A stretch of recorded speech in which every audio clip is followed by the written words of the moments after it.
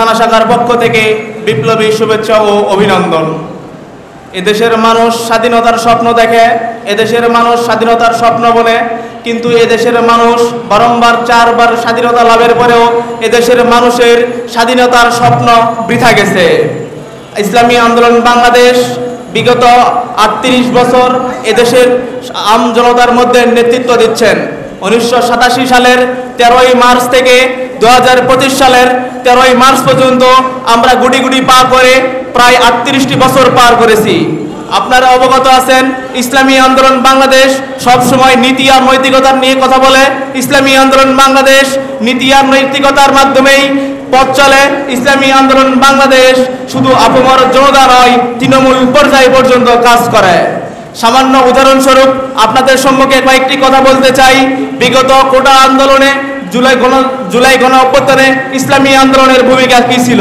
ইসলামী আন্দোলন 3 জুলাই বাংলাদেশের ঐতিহ্যে গৌরবময় সংলাপের মাধ্যমে কোটা আন্দোলনের পক্ষে কথা বলে।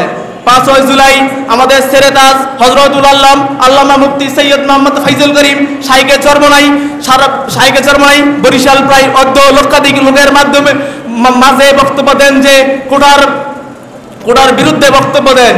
এবং 8 জুলাই ইসলামী আন্দোলন বাংলাদেশ যখন এদেশের মানুষকে ফ্যাসিস্ট হাসিনা যখন নির্মম অত্যাচার, গুলি আর গুমের রাজনীতি চালায়, তখন ইসলামী আন্দোলন বাংলাদেশ 8 জুলাই তখন প্রেস বিজ্ঞপ্তি প্রদান করেন। 12 জুলাই ময়মনসিংহে আবারও নায়েব আমিরুল মুজাহিদিন আবার এই বৈষম্য বিরোধীদের পক্ষে কথা বলেন।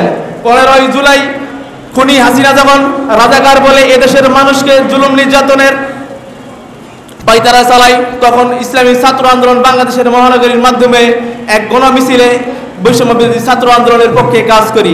এভাবেই 3 আগস্ট 4 আগস্ট আমরা ইসলামী আন্দোলন বাংলাদেশের এক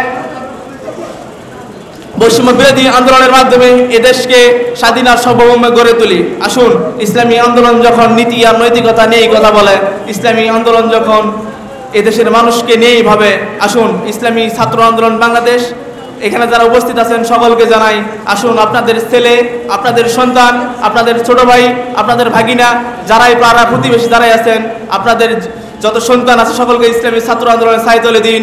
ইনশাআল্লাহ নীতি আর নৈতিকতা নিয়ে এদেশে পথ চলবে এবং এদেশের মানুষকে মুক্তির জন্য কাজ করবে। আমা আলাইনা ইল্লাল বালাগ। আসসালামু আলাইকুম ওয়া রাহমাতুল্লাহি ওয়া তাআলা ওয়া বারাকাতুহু।